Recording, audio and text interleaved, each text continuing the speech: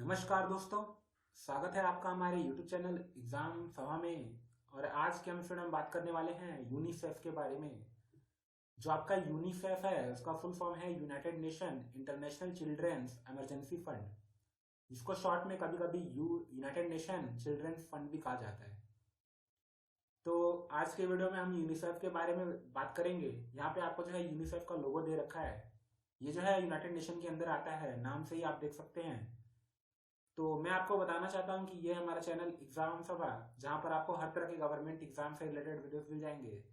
इसके साथ ही साथ अगर आप इसी तरह के और वीडियोस को देखना चाहते हैं तो आप हमारा जो डिस्क्रिप्शन बॉक्स है उसमें जो लिंक दी गई है उन पर क्लिक करके दूसरे वीडियोस को देख पाएंगे। उसके साथ ही साथ हमारे चैनल पे कई सारी प्लेलिस्ट जो है पहले से अवेलेबल हैं, जिसमें आपको इंटरनेशनल रिलेशन नाम से, नेशनल ऑर्गेनाइजेशन एंड इंस्टीट्यूशन नाम से, या फिर इन्वायरमेंट एंड इकोलॉजी नाम से प्लेलिस्ट देखने को मिलेगी, जिसमें आपके कई सारे वीडियोस पहले से अवेलेबल हैं और वो जो है टाइम के साथ अपडेट होते रहेंगे। तो यहाँ पे मेरे बारे में कुछ बेसिक इन्फॉर्मेशन दी हुई है। तो चलिए स्टार्ट करते हैं आज का वीडियो। तो पहले एक ब्रीफ इंट्रोडक्शन ले लेते हैं। तो मैंने आपको पहले ही बताया कि जो यूनिसेफ है उसको हम शॉर्ट में बोलते हैं यूनाइटेड नेशन चिल्ड्रंस फंड। तो आपका जो यूनिसेफ है, it is a special program of the United Nation devoted to aiding national effort to improve the health and nutrition, education and general welfare of children। तो आपका जो United nation है उसके अंदर ये प्रोग्राम काम करता है। और इसका जो मेन पर्पस है, जो जो भी हेल्थ कंडीशन है या फिर न्यूट्रिशन कंडीशन है, एजुकेशनल कंडीशन है, या फिर जो जनरल वेलफेयर होता है चिल्ड्रन का, इसको इम्प्रूव करना। और इसके लिए जो सारे नेशंस हैं उनको जो है उनको जो है ये एफर्ट लगाने के लिए बोलता है। तो कह सकते हैं कि एक तरीके से हेल्प करता है उन नेशंस को जो चाहते हैं कि उनके कंट्री में जो चिल्ड्रन की हेल्थ है, न्यूट्रिशन है, एजुकेशन है, या फिर उनका जो वेलफेयर है उस पर काम किया जाए। तो यहाँ पे आपके लिए कुछ हिस्टोरिकल बैकग्राउंड भी दिया हुआ है कि यूनिसेफ वाज क्रिएटेड इन 1946। तो इसको जो है 1946 में बनाया गया था। और जिस टाइम पे इसको बनाया गया था उसका नाम था International Children's Emergency Fund, ICEF। तो और इसको बनाया किसने था? यूएन रिलीफ रिहेबिलिटेशन एडमिनिस्ट्रेशन, इसने जो है इसको बनाया था।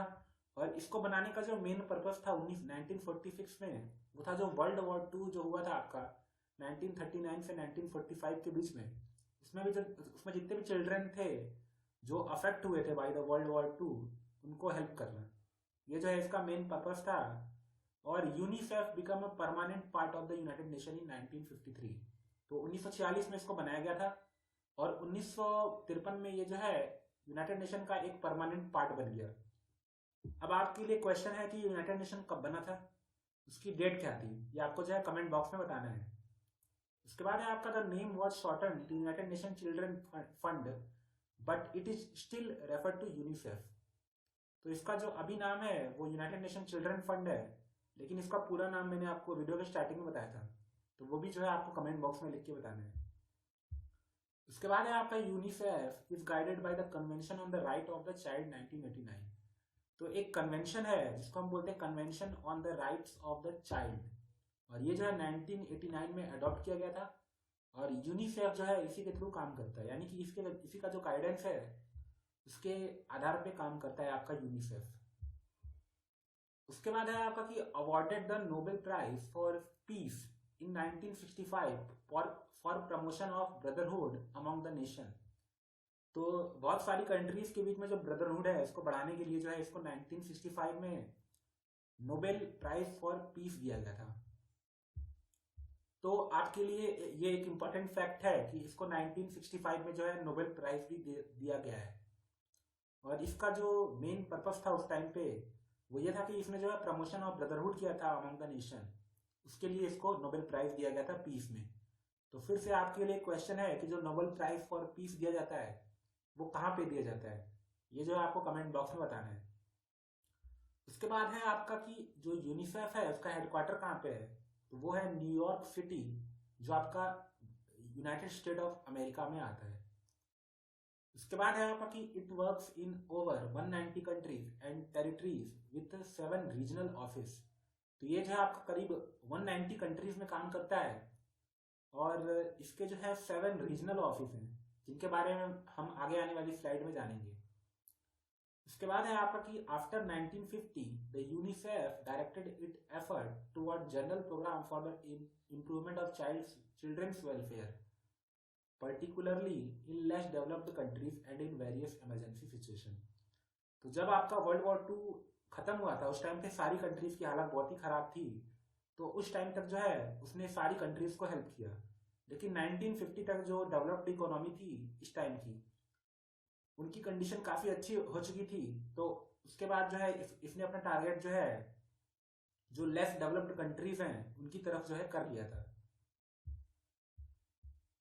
तो यहाँ पे आपके लिए एक और पॉइंट है कि ऐसा नहीं है कि ये सिर्फ चिल्ड्रन के लिए ही काम करता है, इसने जो है वुमेन्स की तरफ भी जो है अपना डायरेक्शन किया। जैसा कि आप देख सकते हैं कि it eventually expanded its scope to the struggle of women specially mothers in the developing country. तो जो डेवलपिंग कंट्रीज में जो मदर्स हैं, जो वुमेन हैं, उनका जो स्ट्रगल है उसमें भी काफ़ी इसने हेल्प की। एग्जाम्पल के लिए आपका जो 1980 में एक women in development program launch किया गया था, वो भी जो है यूनिसेफ के द्वारा ही किया गया था। तो काफ़ी इंपॉर्टेंट पॉइंट है आपके लिए कि जो यूनाइटेड नेशन का जो यूनिसेफ है वो केवल चिल्ड्रन के लिए काम नहीं करता है, वो जो है वुमेन्स के लिए भी काम करता है। तो कुछ इंपॉर्टेंट आपके वर्क दिए गए हैं जो यूनिसेफ ने किए हैं या वो करता है।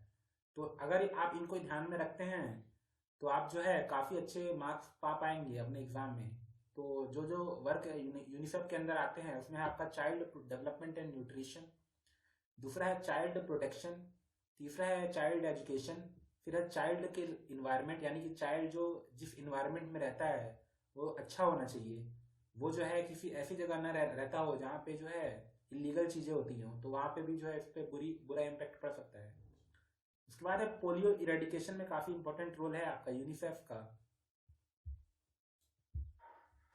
फिर है रिप्रोडक्टिव एंड चाइल्ड हेल्थ, फिर है चिल्ड्रन एंड एड्स, फिर है social policy planning monitoring and evolution, फिर है एडवोकेसी एंड पार्टनरशिप, फिर है behavioural change communication, emergency preparedness and response. तो काफ़ी सारे इसके काम हैं, आप इनको ध्यान में रख सकते हैं।